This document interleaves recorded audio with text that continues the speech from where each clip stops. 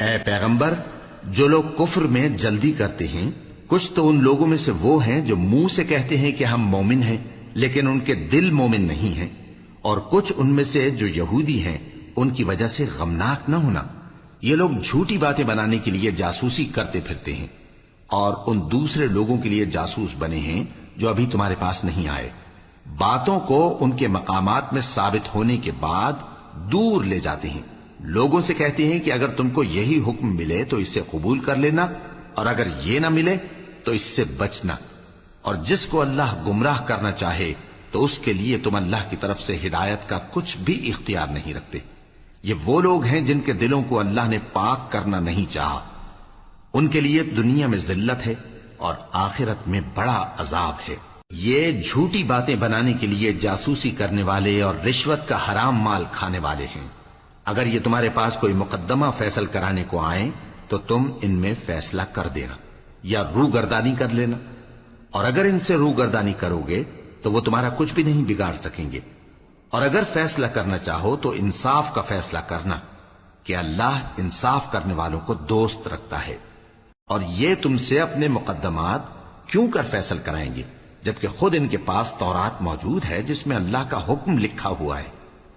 یہ اسے جانتے ہیں، پھر اس کے بعد اس سے پھر جاتے ہیں، اور یہ لوگ ایمان ہی نہیں رکھتے۔ بے شک ہم نے تورات نازل فرمائی جس میں ہدایت اور روشنی ہے، اسی کے مطابق انبیاء جو اللہ کے فرما بردار تھے یہودیوں کو حکم دیتے رہے ہیں، اور مشائخ اور علماء بھی، کیونکہ وہ اللہ کی کتاب کے نگہبان مقرر کیے گئے تھے اور اس پر گواہ تھے، یعنی حکم الہی کا یقین رکھتے تھے۔ سو تم لوگوں سے مت ڈرنا اور مجھی سے ڈرتے رہنا، اور میری آیتوں کے بدلے تھوڑی سی قیمت نہ لینا، اور جو اللہ کے نازل فرمائے ہوئے احکام کے مطابق حکم نہ دے تو ایسے ہی لوگ کافر ہیں۔ اور ہم نے ان لوگوں کے لیے تورات میں یہ حکم لکھ دیا تھا کہ جان کے بدلے جان، اور آنکھ کے بدلے آنکھ، اور ناک کے بدلے ناک، اور کان کے بدلے کان، اور دانت کے بدلے دانت، اور سب زخموں کا اسی طرح بدلہ ہے۔ اب جو شخص بدلہ معاف کر دے وہ اس کے لیے کفارہ ہوگا، اور جو اللہ کے نازل فرمائے ہوئے احکام کے مطابق حکم نہ دے تو ایسے ہی لوگ بے انصاف ہیں۔